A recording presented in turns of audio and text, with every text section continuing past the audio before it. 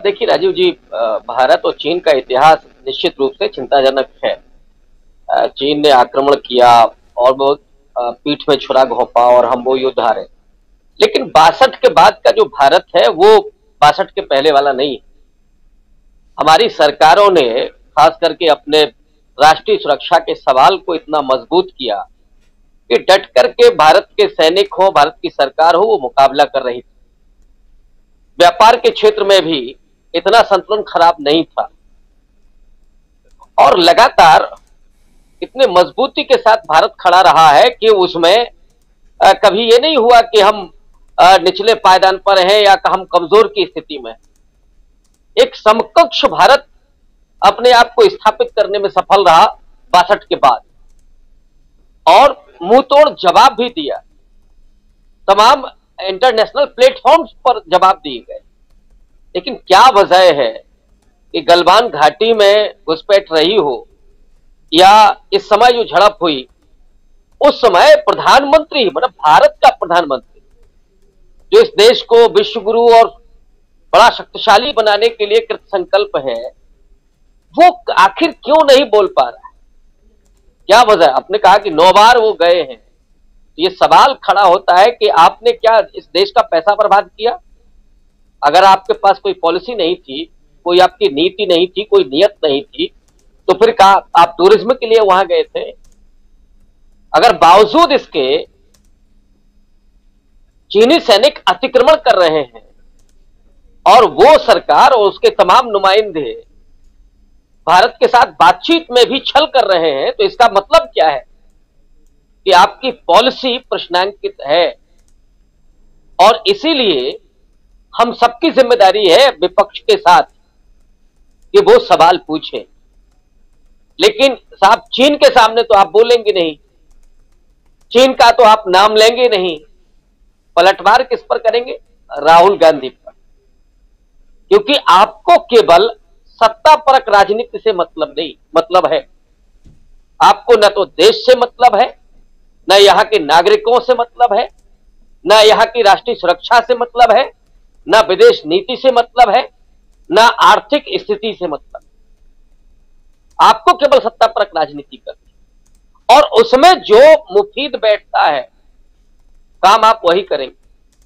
Obvious है कि चीन पर अगर एक सवाल नहीं खड़ा हो रहा है प्रधानमंत्री और सरकार के जरिए, तो इसका मतलब क्या है कि वो कुछ ऐसे मसले हैं जिसकी तरफ इशारा अभी किया धनंजय जी ने और प्रेम कुमार जी ने, कि व्यापार जो है, बहुत सारा इन्वेस्टमेंट है और न जाने कौन कौन सी हो सकता है कि पीछे से क्या रहा हो संतुलन।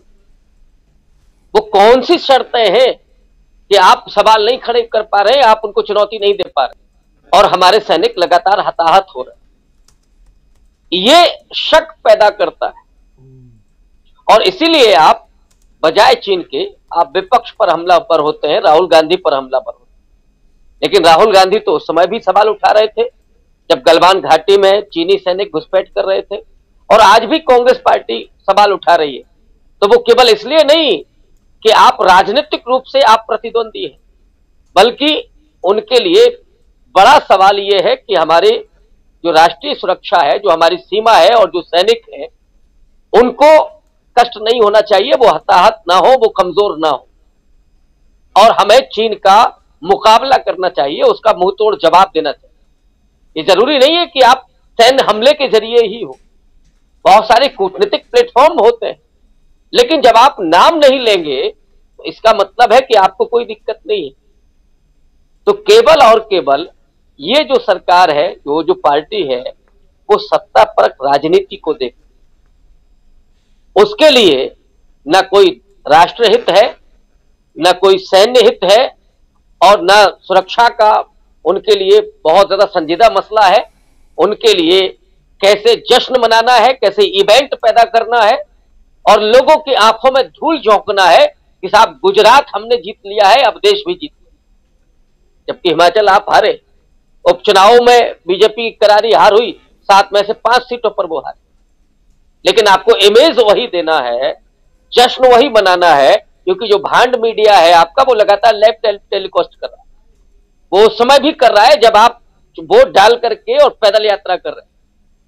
आप पूरे पूरे उसमें रोड शो कर रहे हैं, तब भी मीडिया को वो शर्म नहीं आती, बस उनको दिखाना भर है, वही आचार संहिता का पालन नहीं हो।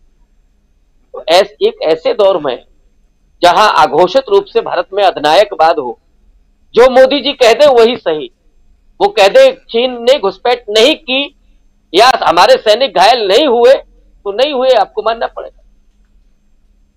क्या राहुल गांधी, क्या कांग्रेस पार्टी, लेकिन जितना भी लोकतंत्र अभी भारत में है और अभी ठीक ठाक है, पर्याप्त है, और उस पर्याप्त लोकतंत्र में जो सवाल उठाए जा रहे हैं उससे जनता रूबरू हो रही है। ये लोग देख रहे हैं हिमाचल में जो मात खाई है ना इस पार्टी ने, हिमाचल में कितने सैनिक हैं, और वो उस हकीकत को जानते हैं कि आपको सेना की चिंता है, सैनिकों की चिंता है या असल में अपनी सत्ता की चिंता है, वो जानते हैं। और जहां जहां सैनिक हैं, गुजरात में तो अब ये सवाल उठा लेना वो आपके देशभक्ति पर ही सवाल हो जाएगा कि गुजरात में कितने लोग सेना में जाते हैं, वो अधिकांश व्यापारी है। लेकिन इससे नहीं है कि साहब गुजरात के लोग देशभक्त नहीं, मैं ये कतई नहीं कह रहा हूं, लेकिन सवाल ये है कि हिमाचल प्रदेश के लोग जो सीमा पर बैठे हुए उन्होंने क्यों आपको रिजेक्ट किया? इसीलिए किया क्योंकि आपको सैनिकों की कोई चिंता नहीं है, और चिंता होती तो आप उनको पेंशन भी दे रहे होते, आप उनको 4 साल में रिटायर्ड नहीं कर रहे हो। आपके लिए छद्म है ये देशभक्ति और ये पूरा राष्ट्रहित, आपको सिर्फ और सिर्फ सत्ता प्यारी है और पूरा छल छद्म के साथ। तो ये सत्ता परक राजनीति है और उसी का ढोंग है, और इसीलिए अगर आज कांग्रेस पार्टी और राहुल गांधी सवाल खड़े कर रहे हैं तो आप पलटवार राहुल गांधी पर कर रहे हैं, कांग्रेस पर कर रहे हैं, बजाय चीन। जी बिल्कुल सही कह रहे हैं, बिल्कुल सही कह रहे हैं। और राहुल गांधी पे या कांग्रेस पे पलटवार करने की जगह आपको चीन पर पलटवार करना चाहिए, और चीन के मसले को बहुत गंभीरता से लेने की ज़रूरत है। बॉर्डर जो हमारी सीमाएं सुरक्षित रहें और वहाँ जो हमारे तैनात सैनिक हैं वो भी सुरक्षित रहें, ये भी इसकी भी ज़रूरत है। सैनिक अगर हैं, सेना की नौकरी कर रहे हैं तो जान गंवाने के लिए नहीं कर रहे हैं, शहीद होने के लिए नहीं कर रहे हैं, वो हमारी रखवाली करते हैं, बहुत अच्छी बात है। और लेकिन उनकी सुरक्षा, सरकार की सुरक्षा, उनकी सुरक्षा जो है ये सरकार की जिम्मेदारी है, और उसके लिए डिप्लोमेटिक रिश्ते जो हैं वो बनते हैं। डिप्लोमेटिक रिश्ते किस ढंग से बन रहे हैं और कैसे, हम प्रधानमंत्री नरेंद्र मोदी जब G20 में खुद उठ करके जाते हैं और शी जिनपिंग से मिलते हैं, हाथ बढ़ाते हैं लाल कपड़े पहन करके, तो लगता है कि शायद एक दोस्ती, एक पुरानी यारी जो है वो है यहाँ पे। लेकिन कुछ दिनों बाद महीना भी नहीं बीतता है और जो घटना घटती है तवांग में,